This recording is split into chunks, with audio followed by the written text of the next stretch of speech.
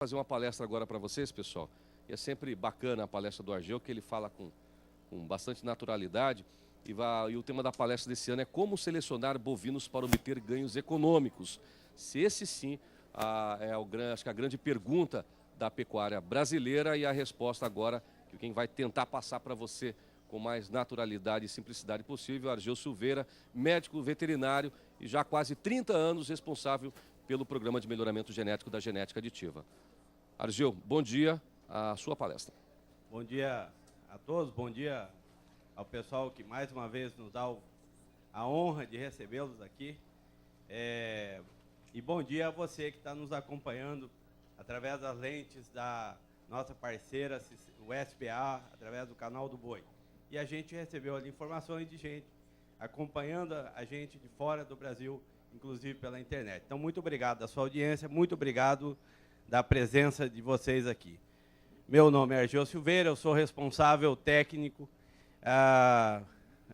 pelo programa Genética Aditiva. Nós, esse ano, estamos comemorando 30 anos nesses momentos vem à mente muitas pessoas, né? E muitos estão aqui, outros passaram por aqui, né, e deixaram contribuição, e certamente muitos funcionários e entidades, universidades, profissionais têm participação direta nos resultados que a gente conseguiu. Eu lembro que no início da década de 80, o Sérgio Matos, que depois voltou para Belo Horizonte, pertencia ao Centro Nacional de Gado de Corte, a gente começou a fazer medições em Nelore naquela época, baseado dentro da própria fazenda, que muito pouca gente acreditava que aquilo tivesse valor de seleção, mas que foi muito útil depois, no início da década de 90, quando nós entramos no programa Nelore Brasil, nós já tínhamos 10 anos de medição que nos ajudaram muito a buscar os resultados que a gente, graças a Deus, vem conseguindo. No começo do trabalho, eu peço a licença para vocês para fazer uma pequena homenagem. Durante esse tempo de trabalho, a gente conhece pessoas que nos marcam e que são muito importantes. Eu peço licença para homenagear um grande amigo, Cláudio Sabino de Carvalho, grande zootecnista, pessoa da maior importância no cenário nacional. Não vou falar aqui da importância do Cláudio Sabino nos trabalhos de Guzerá, Nelore Padrão, Nelore Mocho e Brahma, que é do conhecimento de todos, da marca Naviraí, mas quero falar também do privilégio que foi ter convivido com o Cláudio Sabino nas reuniões do grupo de trabalho.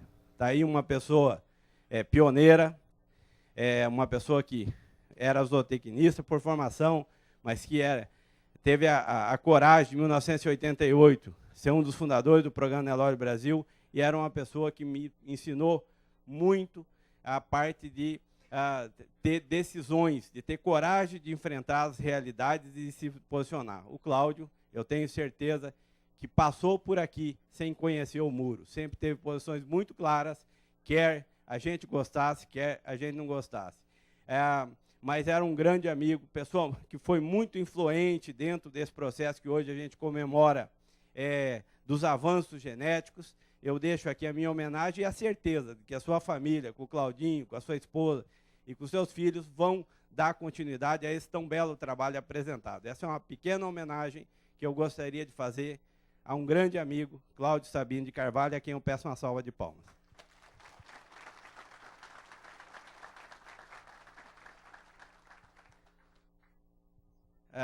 A gente vai enfrentar um cenário que até hoje, a doutora Roberta foi feliz em mostrar, o rebanho brasileiro cresceu muito.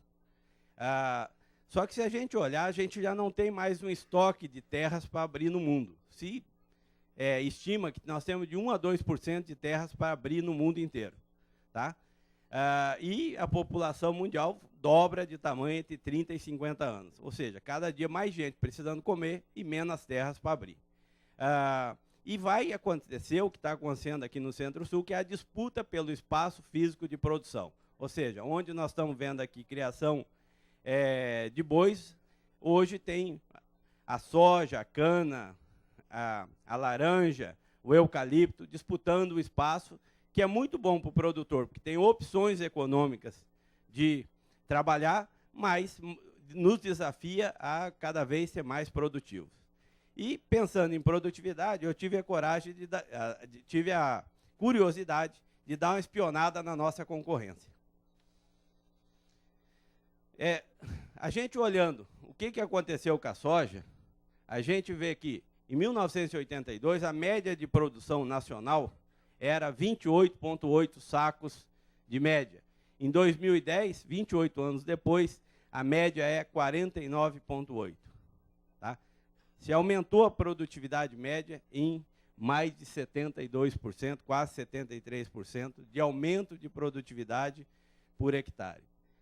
Quando a gente olha para os produtores de milho, né, a gente observa que eles também, né, esses dados são da ANEC, em 1982 produziam 27 sacos de milho por hectare, e em 2010, 68,9, teve um aumento de 254%. Ou seja, a concorrência na agricultura, eles vêm melhorando seus resultados.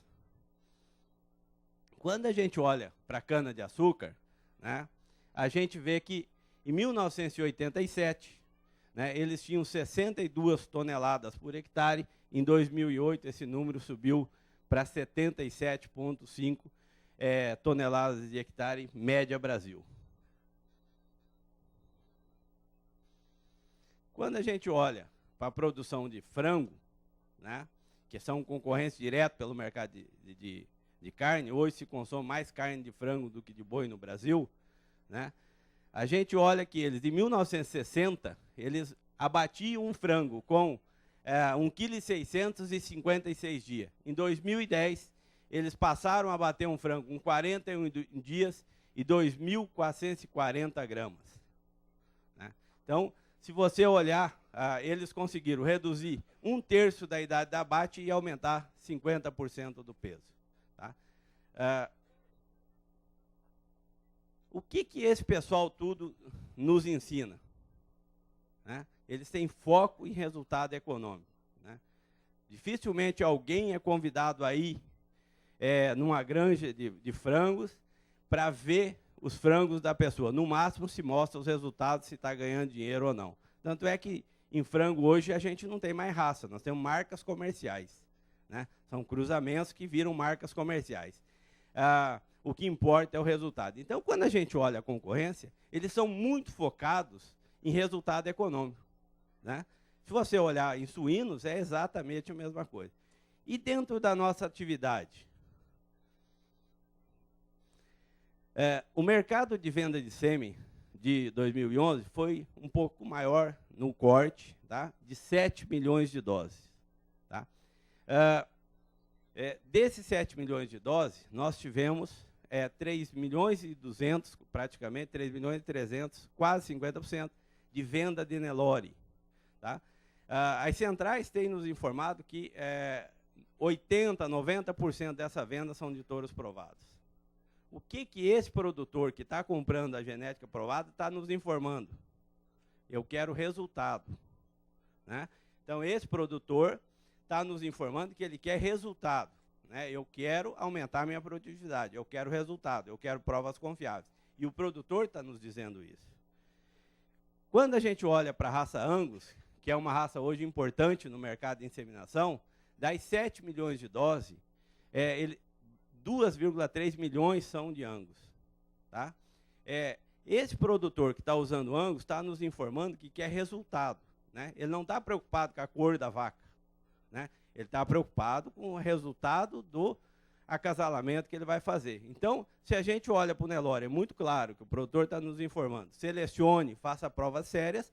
Quando a gente olha para a raça Angus, ele está nos dizendo isso. Eu não estou preocupado com a cor da vaca, eu estou preocupado com o meu resultado. E quando a gente olha nesses 2 milhões e 300 de doses de Angus, a gente vê o seguinte, 70% desse sêmen é importado. Tá? Que bom, os outros 30% pelo menos são nacionais. Não são de touros importados que produzem no Brasil. Ou seja, se a gente somar o sêmen importado e mais os touros importados que estão no Brasil, a gente tem números aí acima de 90% das doses de Angus de genética importada, ou seja, nós estamos comprando aqui genética produzida em outro país que nós poderíamos estar produzindo aqui. O que falta? Medir. Tá? E se a gente olhar para o mercado de holandês, tá? No mercado de leite, nós temos aí quase 5 milhões de doses comercializadas, 2,8 milhões de doses é da raça holandesa, mais de 90% de sêmen importado. Ou seja, o produtor está nos informando de várias formas: eu quero resultado econômico, eu preciso pagar minhas contas. Né? Se você não for capaz de me ajudar a pagar as contas, eu busco outro fornecedor. Tá? Então, é importante que a gente entenda o que o mercado está nos informando. Eu quero melhorar meus índices de produtividade. Eu não quero, eu preciso. Né? E isso a gente consegue usando ferramentas que são usadas no mundo inteiro, que são as avaliações genéticas, de maneira correta e de maneira eficiente. Nós hoje, a gente sempre tem que pensar, né, que o produtor, que é a nossa dona de casa, ela quer uma carne de qualidade. Né? Aqui está um exemplo interessante, que é o Novilho Precoce do Mato Grosso do Sul, que tem sido pioneiro e tem feito um bom trabalho, né? Mostrando que a gente precisa pensar em carne de qualidade. E o que interessa de todas as DEPs, né, das mais de 30 DEPs, é a DEP lucro. Né? Quanto que sobra? Né? Que é o que o pessoal da agricultura, que é o que o pessoal da cana, do frango, sabe fazer com muita eficiência. Né? Quanto que sobra no meu bolso? Qual o touro que vai me dar mais retorno econômico? Tá? Para se chegar nesse touro, né, a gente precisa de uma série de características. Então, a gente precisa selecionar a fertilidade. A vaca tem que parir todo ano. Ninguém vende o bezerro que não nasceu. Fertilidade, a gente seleciona por circunferência escrotal 1 ano de idade e a taxa de permanência no rebanho, entre outras características. Nós precisamos de rendimento frigorífico. Tá?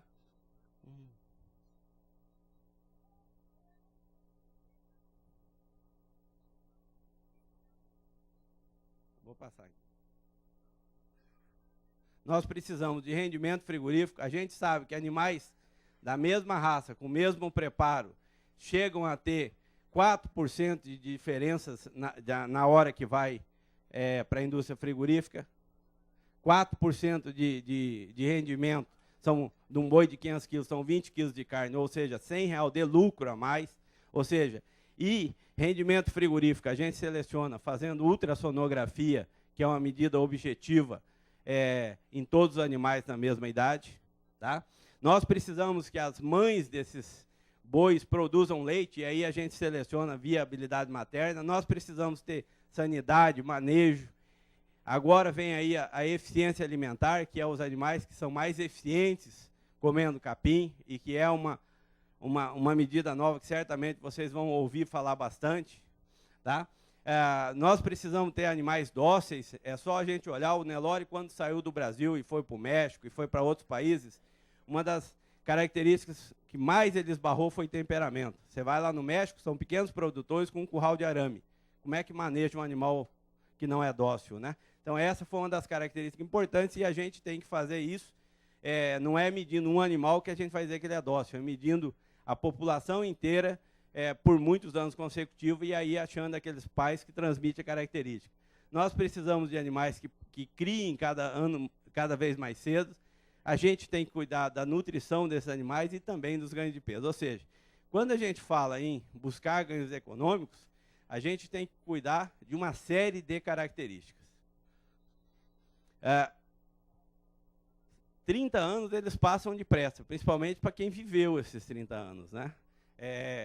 Então, a gente começou aqui na empresa, onde tinha uma seleção empírica como outra qualquer, né?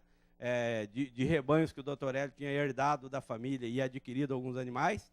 Teve a sorte, na época, de, em contato com o Centro Nacional de Gado de Corte, eles nos despertarem para que a gente começasse a medir esses animais. E depois deles, outras universidades e outras autarquias têm nos ajudado diariamente a buscar animais cada vez mais eficientes. E melhoramento genético é subir uma escada rumo ao infinito. Aonde nós vamos chegar com a raça Nelore? Não dá para falar, né? Se há 30 anos atrás a gente falasse que 20% dos bois nossos a pasto, dos tourinhos, davam abate aos 15 meses em torno de 500 quilos, né?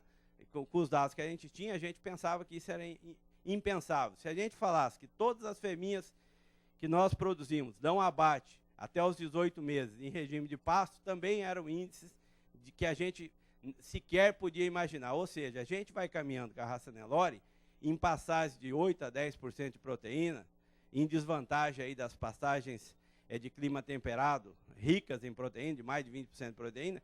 Mesmo assim, essa raça Nelore é uma dádiva de Deus, porque a gente tem conseguido hoje aqui os resultados que os melhores criadores têm conseguido a nível de mundo.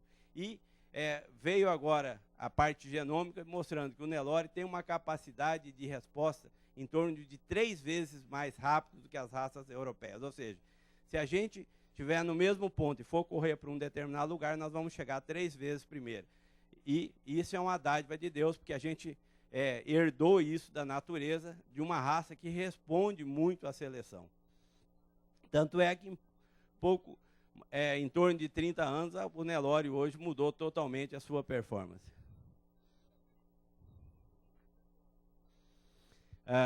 O resultado disso, né, é que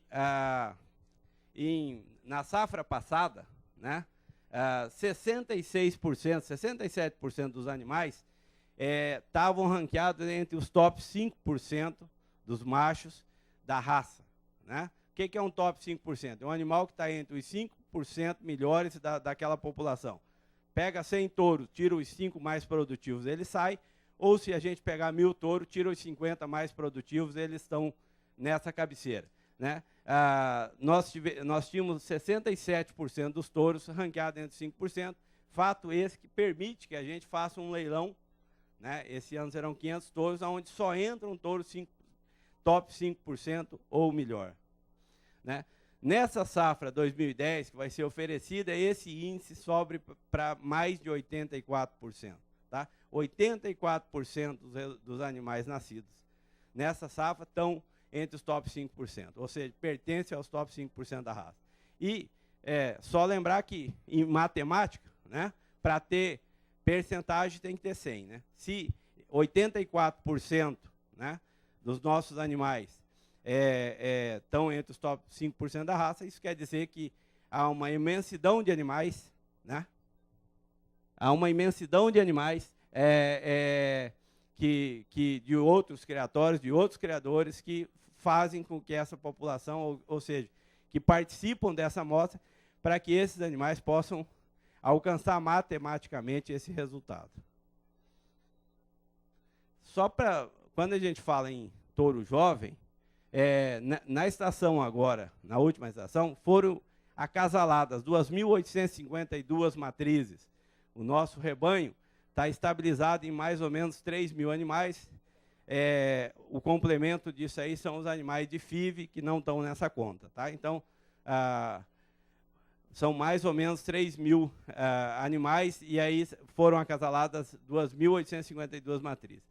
Mais ou menos 1/3 dessas matrizes, ou seja, as bezerrinhas que vocês vão ver mamando agora, que vão ser entouradas em novembro, e as vaquinhas que vocês vão ver de 2 anos parida, essas vão com touro. Então, isso dá mais ou menos 1/3 do rebanho.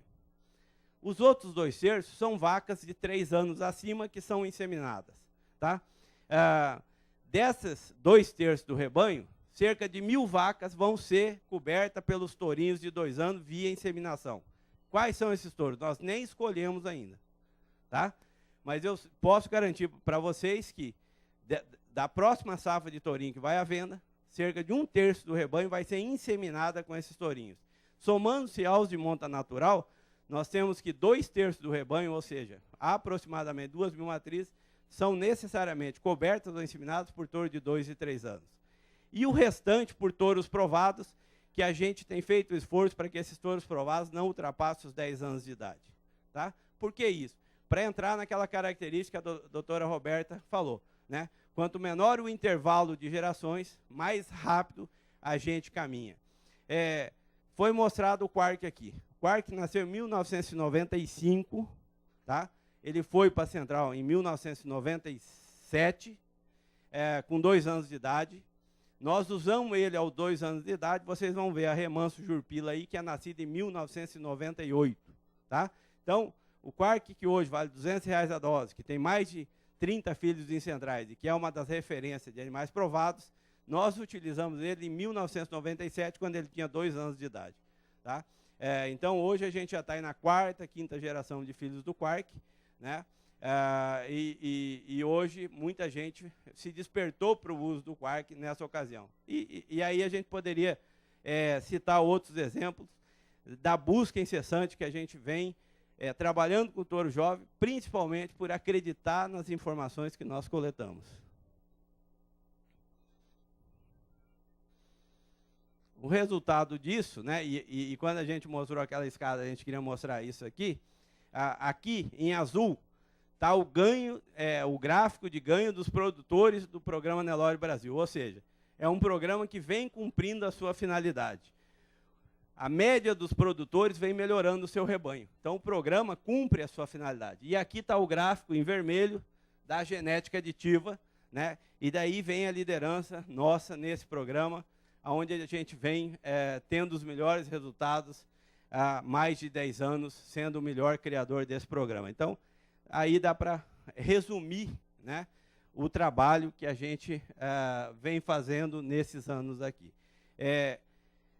Para não falar de cada uma das 24 características que a gente seleciona, e peso ao nascer, todas as pesagens, a ultrassonografia de testículo, temperamento, ultrassonografia de carcaça, todas as características, o Mauro Sérgio teve a oportunidade de fazer um vídeo profissional, né, um resumo, né, um vídeo de 8 minutos, onde resume um pouco das características que a gente vem medindo. Então, a gente vai apresentar esse vídeo, que é um resumo daquilo que a gente vem fazendo. Queria passar esse vídeo para vocês, que eu acho que resume bem, de uma forma didática, aquilo que se busca aqui dentro.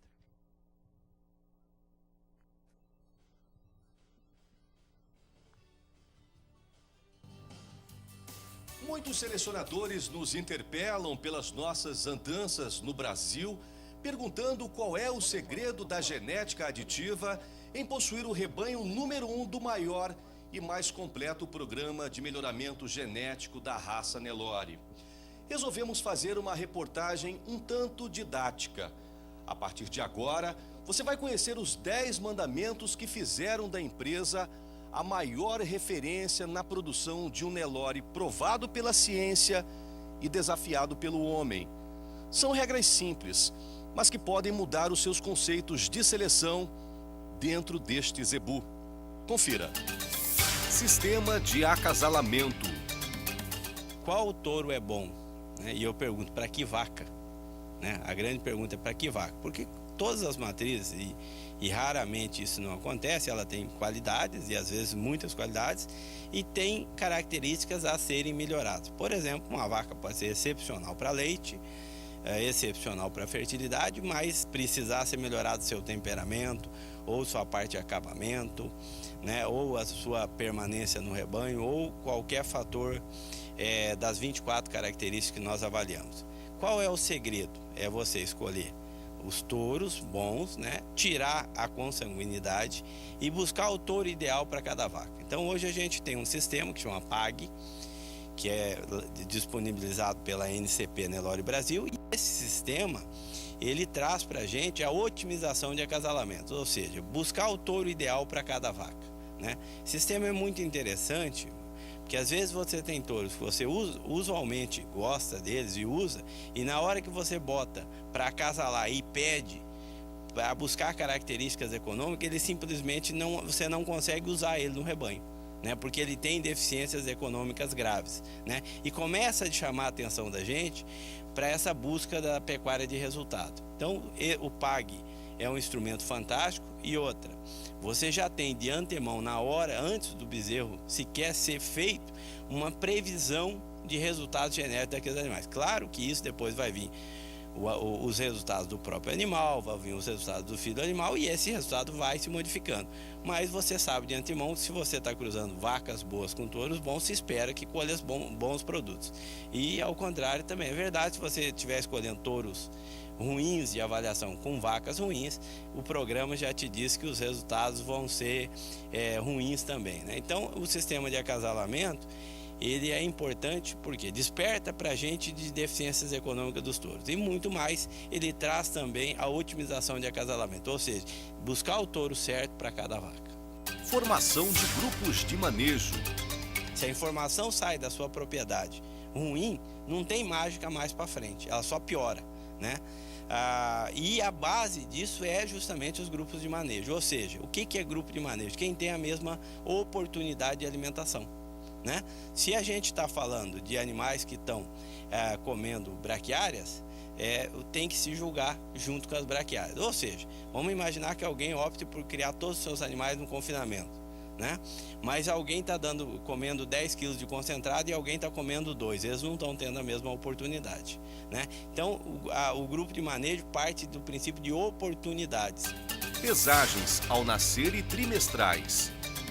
É importante monitorar o peso ao nascer, né? A gente tem que buscar animais de peso ao nascer moderado para que em determinadas raças que a natureza nos deu a dádiva de ter facilidade de parto, a gente não busque esses problemas para essa raça, como é o caso da raça Nelore, né? Então, que a gente monitore peso ao nascer. E depois esses animais são pesados até aos 18 meses, de 3 em 3 meses. No nosso caso são janeiro, abril, julho e outubro. E as matrizes, né? A gente pesa em abril todas as matrizes aí para ver a relação de vaca-bezerro, né? A relação de vaca, peso da vaca com peso do bezerro e também para monitorar o peso adulto do rebanho. Temperamento. O que a gente busca não é a medida individual do indivíduo, e sim buscar os indivíduos que são mais reativos ou que são menos dóceis, né? E aí para eliminar tanto como matriz, como pais ou até como indivíduos, né? Mas essa é uma medida de descarte, né? E não de venda da medida. Até porque gado manso produz muito mais, né? Todas as pesquisas têm mostrado que animais mais dóceis são mais produtivos, né? E correm menos risco, tanto para os animais como também para as pessoas, né? E nessa seleção que a gente está avançando, em que a interação homem-animal é cada vez maior, tanto por inseminação, por IATF, pelas medições, é muito importante que a gente busque animais dóceis para a gente poder trabalhar. Ultrassonografia em bezerros no pós-desmame. Quando a gente olha para a identificação dos machos, a gente acaba selecionando os touros por via indireta, ou por testículo, ou por pedigree, ou por histórico de mãe e de pai, né? Que são bons indicadores, não tenha dúvida, mas são indicadores indiretos. O que a professora Eliane trouxe? Trouxe uma medida fácil, que é a ultrassonografia de testículo, que permite que você faça 400, 500 bezerros por dia, né? E é uma medida objetiva de identificar machos precoces. Para você ter uma ideia, nós já identificamos, só nos últimos 2 anos, 5 bezerros Nelore que produziram sêmen aos 10 meses de idade a pasto, tá? Então, e 10 meses pesando aí menos que 300 quilos, né? Então não são pesos de animais tratados, né? O recordista que eu digo, o extremo foi um animal que com 10 meses, 248 quilos, tá? Produziu sêmen. Então isso só é possível você achar esses indivíduos dentro da população na hora que você começa a medir. Então eu acredito que esse trabalho da professora Eliane, ele não é importante para a genética aditiva. Esse trabalho é um trabalho importante para toda a seleção de genética zebu no mundo, né? E aqui, se eu pudesse fazer uma consideração, eu acho que todas as entidades deveriam de olhar esse trabalho com muito carinho e fazer uso disso, porque é uma coisa bem acessível, mas com resultado fantástico. Desafio de precocidade sexual. Hoje a gente já tem linhagens, né, conhecidas, provadas, né, e criadores que têm tido sucesso conseguindo índices de prenhez de mais de 70% das fêmeas aos 14 meses de idade.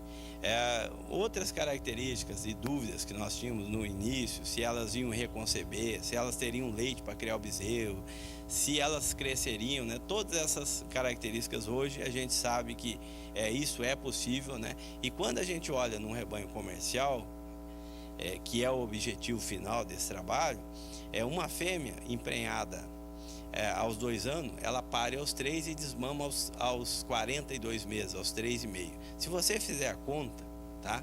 Até os 42 meses de idade, essa fêmea só está gerando despesa para o criador, né? Se a gente conseguir antecipar isso em 1 ano, né? Quanto que isso representa de lucro, né? A conta nossa é que quem tiver 15% de preço num rebanho comercial, ele já está ganhando dinheiro. Ultrassonografia de carcaça. O que a gente busca é saber quem aos 16, 18 meses a pasto, que é o objetivo de abater animais nessa idade, né? Quem tem acabamento para ir para o frigorífico, né? Por que nessa idade? Porque a gente quer abater animais com essa idade e os animais precisam estar prontos para ir para o frigorífico, né?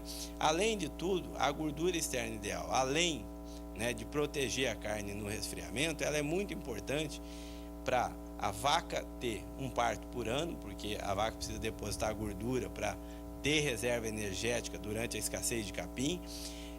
A vaca precisa de depositar a novilhinha, de depositar gordura para produzir hormônio para entrar em cio. Então essa deposição de gordura ideal, ela está correlacionada com o que tem de mais importante, que são as características de reprodução e fertilidade, né?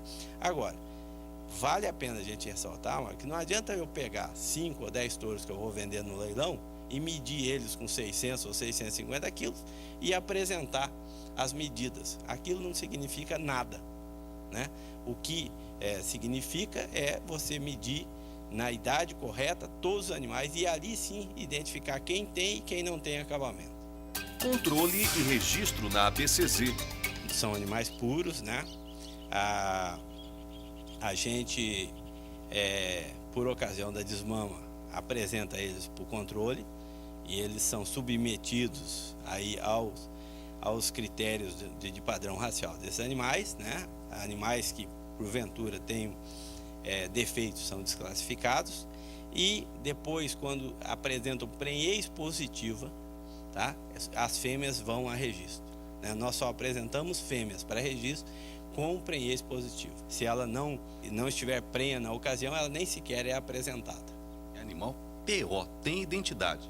É animal PO, né? E a gente preserva as características raciais. A BCZ tem nos auxiliado bastante nisso, né? Porque o objetivo é manter os animais dentro de um padrão racial correto, né? Mas a gente tomou cuidado que, além disso, só apresentar animais que tem, no caso das fêmeas, com prenhez positiva, no caso dos machos, com andrológico. Marcadores moleculares. Estamos participando ativamente dessas pesquisas e desse trabalho, mas a gente tem que ter muito cuidado de levar ao nosso cliente resultados que realmente tragam para ele ganhos econômicos, né? Então a gente está medindo, é parceiro dessas empresas, está muito atento a essas características, mas a gente sabe que é preciso levar resultados concretos e que possam trazer ganhos econômicos. Exames sanitários, reprodutivos e revisão final. Além de todo o cronograma de vacinas anual, né, existe na hora da venda o exame andrológico, os exames de sanidade, né, e a revisão final dos animais. Então a gente faz uma revisão e, encontrando qualquer defeito, né, tudo aquilo que esse animal tem, inclusive em muitos casos com índices fantásticos, mesmo assim esse animal é destinado à indústria frigorífica. E o segredo é a coisa mais fácil que tem, é você botar no dia a dia o que você fala, né? Você apregou aqui que é animal fértil, né? Selecione fertilidade. Você apregou aqui que é animal com habilidade materna, selecione, né? Então o grande segredo da genética aditiva é só esse, é fazer o que ela fala. São regras simples, mas que fizeram da genética aditiva a número 1 do Brasil numa avaliação que envolveu no último sumário mais de 1.600.000 animais de 600 rebanhos dentro e fora do país. Desfrute você também deste fantástico banco genético.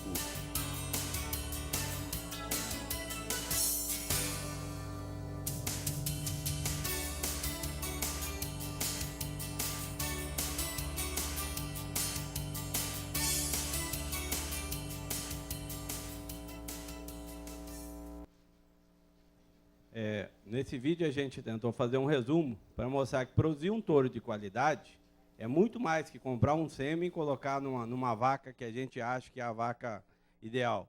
Existe todo um processo tecnológico, existe uma persistência do criador, porque isso demora tempo para acontecer, né, para os resultados de algumas características são mais rápidas, de outras nem tanto, mas os resultados acontecem. E existe a participação de muitas entidades, profissionais, universidades, parceiros, né, para que esse resultado seja alcançado. No entanto, né, você que é usuário, que é cliente, que é parceiro da genética aditiva, né, não se preocupe com nada disso, porque quando você adquire um touro, todo esse pacote tecnológico está indo para o seu rebanho. Então, você que é usuário de sêmen, de animais da nossa genética, não se preocupe com nenhuma dessas medições, nós fazemos isso para você. Muito obrigado da sua atenção, e nós vamos aqui agora encaminhar para a parte de perguntas.